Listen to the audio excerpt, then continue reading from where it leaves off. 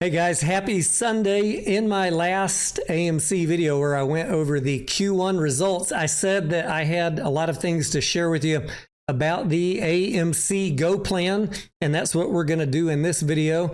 Just go over some of my due diligence and looking into this Go Plan and where is the money going to come from that I've been doing for the last 3 to 4 months.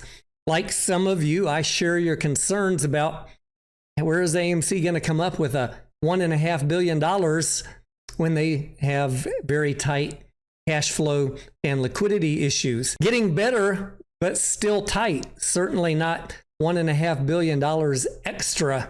So let's talk about that in this video. And I'm not going to say that I am the expert in all of this stuff, but I want to share with you where I'm at in my investigative work on this, throw some numbers at it, and give you some things to think about, and encourage you to share whatever expertise or investigative work that you've done on it with the group as well. And let's see if we can all learn a little bit together. I will say that I've reached out to AMC, Barco, IMAX, and many other companies for their specific input to these questions, and not one of them would give me an official public answer back. So we're kind of winging it here based off the best information that I could get. Let's get right into it.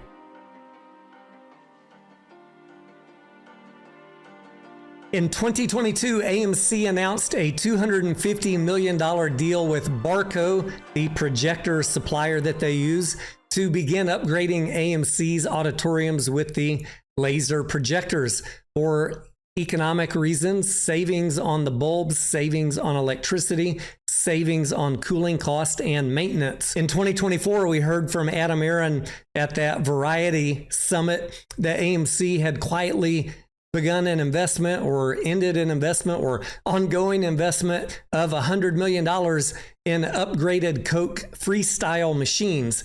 Now, years ago, they had installed the original Freestyle machines, and they are in the process of upgrading them all to the latest and greatest, deal worth about $100 million. And then here at the end of 2024, we heard about the Go Plan, which is over the next 4 to 7 years, a investment worth up to $1.5 billion, which would be $215 to $375 million a year. And at the same time, they're telling us we're not really planning to increase our CapEx spend. And if we go back and look at the cash flow statement, thinking about those first 2 deals that I have listed up there, we don't see $250 million increase in CapEx or $100 million increase in CapEx for laser projections and Coke machines. We just didn't see CapEx go up from 2022 to 2023 into 2024. It's always been right around their target of $175 to $225 million. And so that got me thinking, maybe when they announce the dollar amounts on these deals, they're announcing the package deal, the contract with these suppliers, but not necessarily committing that much capital up front. And that is kind of where this investigation led me. This is not any big secret. The information is available in press releases from Barco and even buried in the details of AMC's 10Qs. Barco has a program called Cinema as a Service, which enables companies to install laser projectors while minimizing their upfront capital. And I have that highlighted here in this yellow paragraph from a press release that the company did about a joint venture with AMC back in 2022. They say at the end here, the Cinema as a Service program enables minimal upfront capital investment required by AMC to bring laser at AMC to moviegoers around the country. So how does that work? It's basically an all-encompassing lease of the equipment. where AMC does not have to lay out $250 million in cash, even though the press releases often make it read or seem that way. It is a deal for a certain amount of years valued at that amount of money, $250 million, for Barco to install the laser projectors, monitor over the internet the status of the laser projectors, predict maintenance of the laser projectors, and provide maintenance of the laser projectors. That is, in a nutshell, cinema as a service, taking all that burden off of AMC in exchange for a regular lease obligation. Let's just call it a monthly lease. What we're talking about here really is a shift in the way cinema companies, movie exhibitors are installing new equipment, shifting from a capital intensive upfront CapEx model to this new cinema as a service, which is an ongoing or monthly OpEx model. And AMC is certainly not the only one of the movie exhibitors around the world that is taking advantage of this program. Let's hear from one in Europe really quick. Unionic approached us with the model of OpEx payment system, so using laser as a service. We were, to be honest, delighted, because it's always a matter of question how much of operational or CapEx finance you would like to spend on renewal of equipment or giving better quality results to your clients. We think that the OpEx payment model is the most sustainable model for cinemas. Unionic and Barco sent us the equipment, and Barco certified technicians have made the integration literally in the nighttime, and the next morning the hall was live again, showing the screening with the laser projector. So it was incredibly easy, incredibly fast, and surprisingly efficient. If you are really interested in this topic, I'll link another video. It's a 30-minute interview with Bas van Heek, who is the director of strategic marketing at Barco, where he walks through the entirety of cinema as a service, exactly how they collect their data up in the cloud, how they monitor the systems, how they provide service and maintenance and convenience to the cinema operators like AMC. I hope you guys see where I'm going with this, because as we talk about a $250 million deal over the course of many years, that is the service agreement between AMC and Barco, not $250 million cash up front out of AMC's pockets. So if you're wondering where does that money come from, it gets paid a small amount every month for whichever auditoriums that laser projector is installed in. And similarly, the Coca-Cola Freestyle contract for $100 million is set up very similarly. Coca-Cola leases these machines to AMC. So if you figure 3 to 5 Coke machines at AMC's 900 to 1,000 locations, and then divide that over a 5 to 7 year contract, we're talking Coke machines with a lease that will be paid for in just a couple days use every month. And all of a sudden, when you do that math, $100 million is really not that much, because it's split down into a very small amount per location per month. And it is not AMC writing a check on day one for $100 million.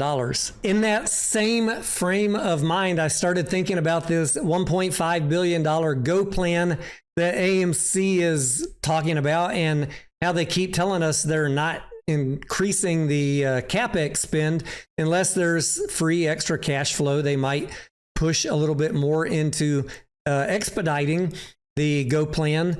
But how much of this $1.5 billion might be similar situations to what is going on with the cinema laser as a service? If we look at items 1, 2, and 5 here on this list, IMAX, Dolby, and increasing lasers at AMC from the current 2,137 up to 4,000 to 6,000 lasers installed, IMAX and Dolby offer similar incentives to companies to finance or even offset the cost of getting their equipment installed, because they charge a licensing fee, which is why we often pay more for IMAX screenings or Dolby screenings.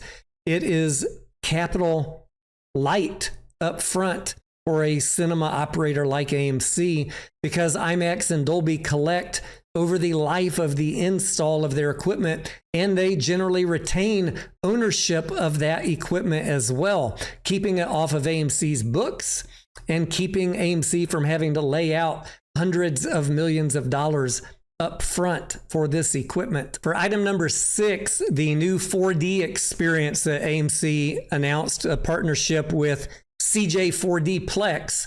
It's very difficult to find information on if they offer any sort of in-house financing or lease, but we do know from competitors that already have this type of equipment installed in their auditoriums that they are charging a very hefty premium to watch a movie in 4DX, as much as $8.50 to $10 more per ticket for the 4DX experience. And I think it is reasonable to assume that some of that cost that the customer is paying, you know, us that are watching the movies, is to offset a licensing fee, which goes to CJ4D Plex, because they are likely fronting the initial cost of this equipment and the install. Does that mean that AMC bears no cost for Dolby, IMAX, barcode projectors, or the 4D Plex experience? I'm not going to say that there is no cost. What I am leaning heavily towards now, based on my past 3 or 4 months of investigating this, is that it is almost nil, the upfront capital investment. There might be some capital investment, but not, you know, $1 billion worth of equipment, because most of these companies offer some sort of plan where they cover the cost and they get paid back over time through a licensing fee. What does that leave us with, really, then? Seating in a PLF auditorium, item number 3, and maybe the sound in a PLF auditorium. And also number 7, the seating upgrades, which we heard CEO Adam Aron talk about in the earnings call, that I think he said about half of AMC's auditoriums have either recliners or the new club rockers. And, you know, the club rockers are a much more cost efficient seat in terms of capital upfront that the company must pay versus a luxury recliner.